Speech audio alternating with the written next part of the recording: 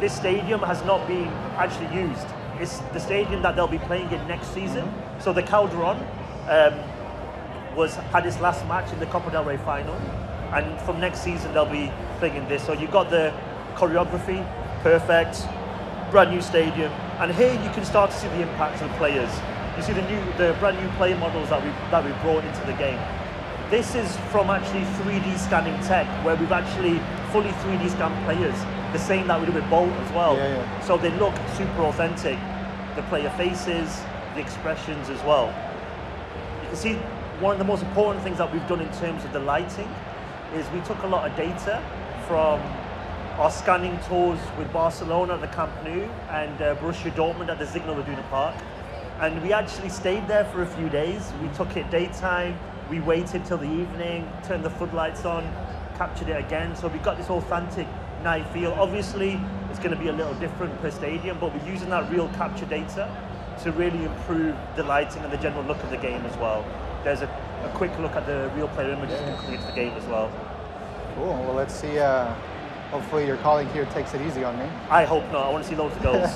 So what I want you to focus on here as well is just naturally how the game is looking as soon as you start it. Compared to last year, what we've done is we've made the players a little bit smaller and we've panned that camera out a little bit so you get to see more of the pitch.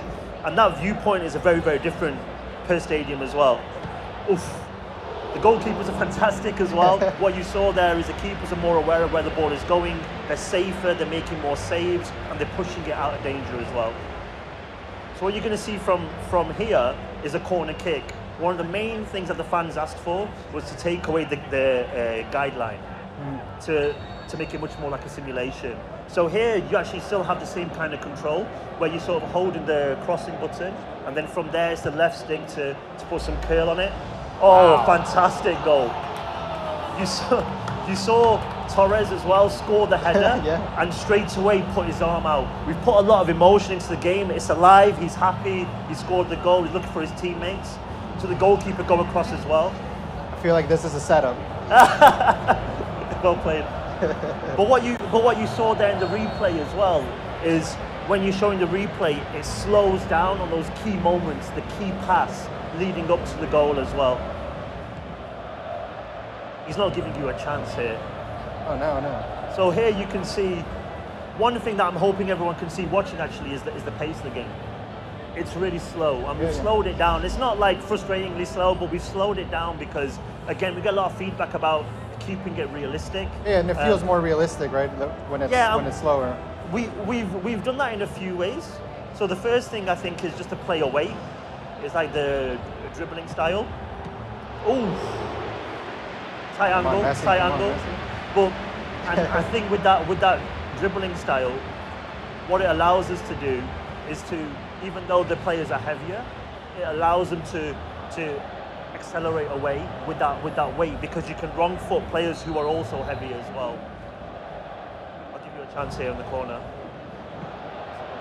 Anything to share in terms of licensing or any new teams that are coming, new leagues or anything? I know you have the Champions League, right? Yeah, exactly. Not right now. Yeah, we're still the exclusive license holders of the UEFA Champions League. And I think the main thing at E3 for us to show, which is new, is the stadium that you're playing in. It's the first time anyone's seen it, never mind, you know, in terms of real life as well. No one's actually seen a match in that stadium, so it's great to have it here. In terms of licenses, we tend to always wait until we get closer to launch. We usually use Gamescom show, which is usually at the last week of August, to announce all those things. What I can tell the viewers right now is that we're gonna add more teams, and it's all positive news. I think everyone's going to be really, really happy, not only with the licenses, but also with some of the legend players that we're working with as well. Yeah, can you talk a little bit about, I know Diego Maradona is coming, you announced that, right?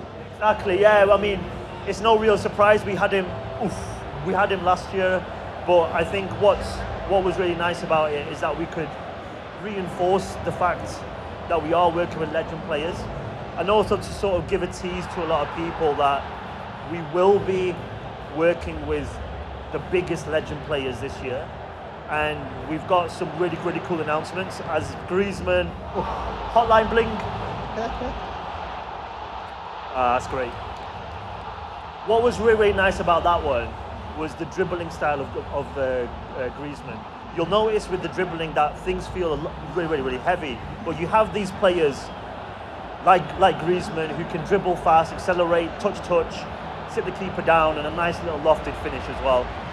I mean, Asim's making it look really, really easy right now. Maybe you can tell the difference right away when you're controlling someone like Messi or Piqué, right? Like yeah, exactly. He's so much more versatile and I quicker. think that's great. And I think that's in the DNA of PES. I mean, I did some presentations today and I told people about the massive changes that we're making to PES. How this is a new 3-year cycle. And a lot of the people who really like PES 17 got really scared. They were like frightened, but I think one of the most important things is PES is PES. And you know what kind of makes PES, which is that responsiveness, that individuality, that attention to detail with how players feel and how teams play as well. As long as we keep that in the game, keeping it instinctive, responsive, and how you're playing it, it's not predetermined, so you're not doing button presses to do crazy things. It's all happening naturally. I think no matter what we do with the game, it will always stay as PES. So even now when you're using the left stick, if you sort of move it fast, you'll notice the player shimmying and turning without touching the ball. It's not a button press to do that or to hold it, it just happens naturally, again based on skill. Someone like Neymar will do more exaggerated shimmies and turns.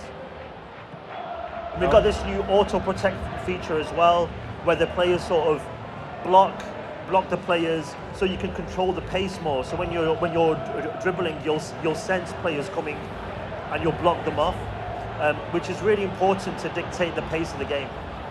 Again, making it slower, keeping it realistic as well. What about for the defenders, you know, those who like to play on the back? Yeah, it's not a case of like holding X and rushing in. You have to be a lot more careful. Certainly, I think what's really nice to see is the different styles of play. Here, as you attack Atletico Madrid, you can see the very deep defensive line. You got the midfielders very, very, very close to their central defenders as well. And I think when you see, as you guys are, you know, playing as Barcelona, when you see they get the counter-attack, Barca are starting their back line so close to the halfway line that you can counter them a lot, which is obviously kind of playing into the hands of Atletico. Nice. Are there any big differences between the PS4, Xbox One, and the PS3 and 360 versions? I think in terms of some of the features, yes. In terms of the gameplay feel, it's very similar actually. Naturally, we can never do these kind of visuals. Some of the animation fluidity won't be there, but that sense of playing PES, that feeling of playing PES is there. We're really sort of proud still. We have so many fans still on the PS3 especially, and they're still playing it. Ooh, nice. So we still want to support the machine, but obviously as each year goes by, we are seeing a ton of fans who used to play on those machines. I think that's also important for, you know, a lot of people in developing countries only have access to like a PS3 or That's an excellent point. That's an excellent point, and it's something that we do have to look after, actually, with some of our fans who don't want to go out and buy a new console yet. As you know, they are getting cheaper, but they keep bringing out newer versions, as they announced here, which is really expensive. So I think as long as the base version to upgrade gets lower and lower, and that step into the, I guess, the new gen market or current gen market becomes more affordable, I think you'll see fans moving across more and more to the current gen consoles. All right, so before we go, can you remind us when the game is going to be hitting stores? September 12th, right? Perfect, yeah. That's in the US, a few days later worldwide. Great.